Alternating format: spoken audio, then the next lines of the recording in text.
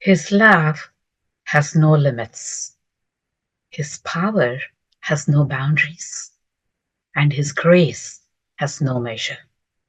To that omnipresent Lord, Bhagavan Sri Satya Sai Baba, I offer myself at His divine reverential lotus feet. Respected elders, dear brothers and sisters, loving Sai Ram to each and every one of you. I'm extremely grateful to Bhagavan for giving me this opportunity, and I also want to thank the leadership of South Africa for this opportunity. Our life is full of so many experiences, some good, some not so good. So, in this bundle of experiences, which are good, we always attribute it to the fact that we have the grace of the Lord. What is this grace? How do we understand grace? How do we access grace? And how can we become eligible for this divine grace? Let's understand these concepts. Very beautifully, Swami explained what is grace. To a group of students, when he was talking, he shared a story. There was a king called Drupada. He had a beautiful daughter, Draupadi. As Draupadi attained marriageable age, King Drupada wanted to get her married and so seeks the guidance of Lord Krishna. He prays to Krishna. Then Krishna advises that King Drupada hold a contest, and the person who emerges as the winner of the contest would get married to Draupadi, would be her life partner. The king accepts this and then works on setting up a mechanical device that has a revolving fish at one end of the pole. The other end of the pole is immersed into a big bowl of water. The contest involved, by looking at the reflection of this fish in this bowl of water, the participant had to shoot the fish in the eye. Very complicated. So invitation was sent around to all the neighboring kingdoms. Princes and kings arrived for the contest. Prince Arjuna also decides to participate in this. Arjuna is also a very good friend of Lord Krishna. So Arjuna seeks guidance and lessons from Krishna about the contest. Krishna prepares Arjuna thoroughly. He gives lessons to him as to the distance he has to maintain from this mechanical device with the revolving fish, how he has to kneel down, how he has to place the bow, and what is the tension with which he has to release the arrow, and how he has to focus on the eye of the fish by looking at its reflection in the water bowl. Arjuna is a good student and learns all these lessons. At the end of these lessons, Arjuna poses a question to Krishna. He asks Krishna, Krishna, if I do all this hard work and effort, what is your role in this process? How will you help me? How will you support me in this process so that I win the contest?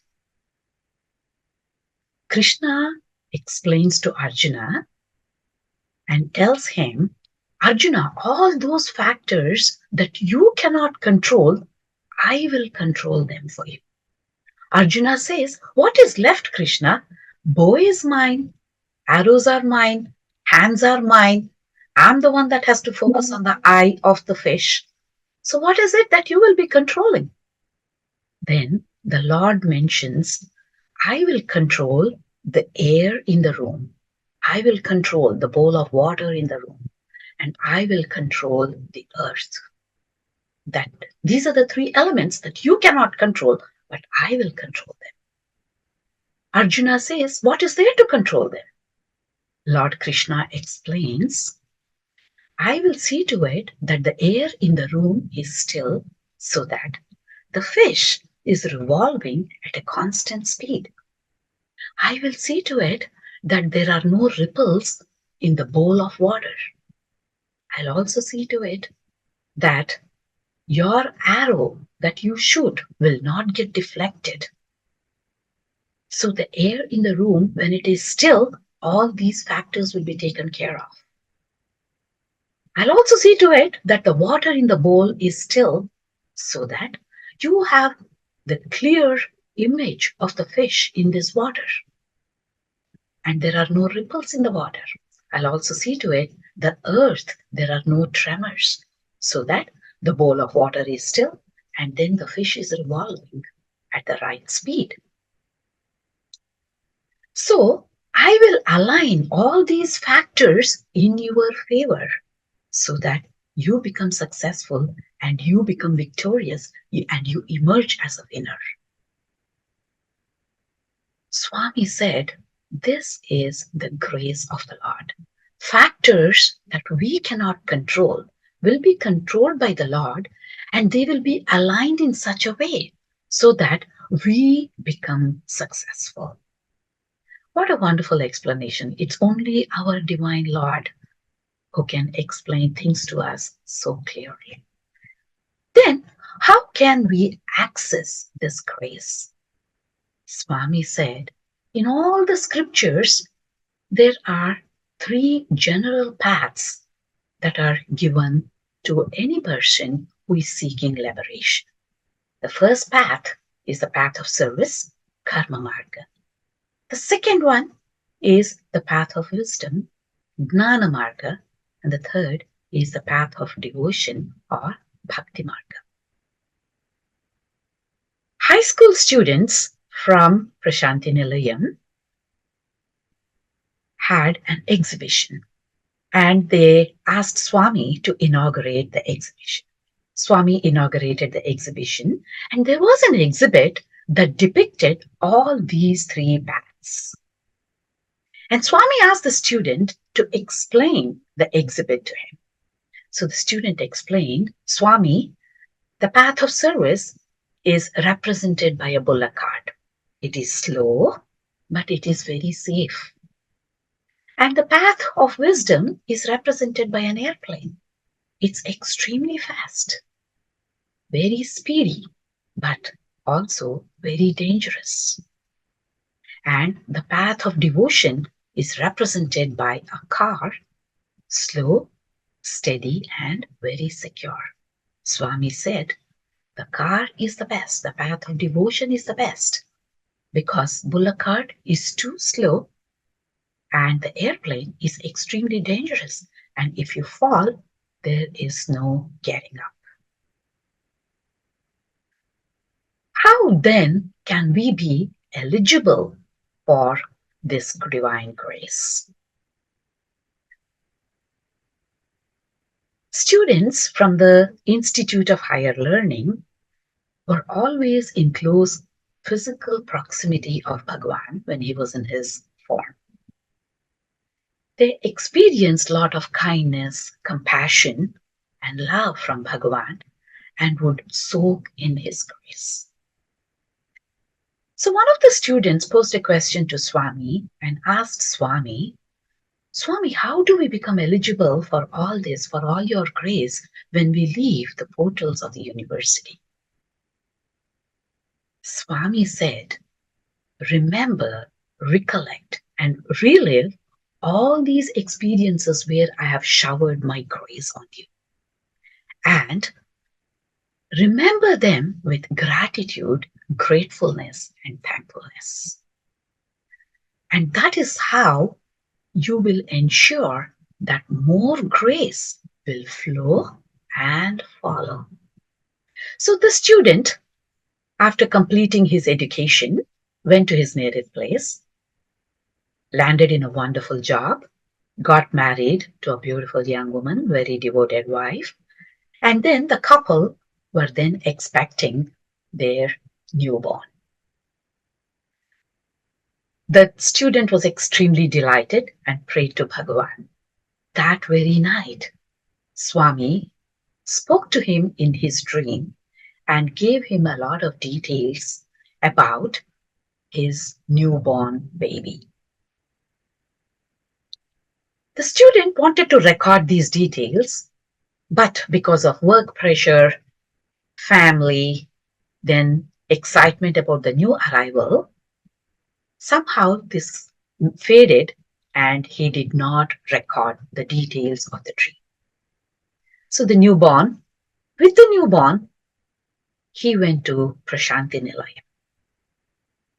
On the very first day, Swami comes to him and Swami stands in front of the student. And then student stands up and then says, Swami, can you please name my child? Swami replied, I have already named him. The student is now confused because he has no memory of Swami naming his child. Again, the second day, the student with his newborn is awaiting Swami's darshan. Swami glides, comes again and stands in front of the student. The student again asks, Swami, can you please name my child? Swami again repeats the same statement. I have already named him. The student is more confused, more baffled, and his memory also fails him. The third day, again he goes for darshan with the baby. Swami, as he is gliding in the darshan lines, the student has a sudden flash and there is this aha moment where he suddenly recollects the dream. Swami comes and again stands in front of him. The student now stands up and says, Swami, Sai Kaushal. Swami replies, yes, I had named him even before he was born. So, sisters and brothers, there's a profound message in this particular experience. The great message is we have to remember, recollect, and relive all those moments when Swami showered his grace and blessings on all of us in the form of experiences. Because we do not want to miss an upgradation in our fortune. On this auspicious occasion of Guru Poornima, let us all together pray to Swami so that we remember all those beautiful experiences we have had with him, so that his grace continues to flow and fall. Thank you all for listening very patiently. Jai Sai Ram.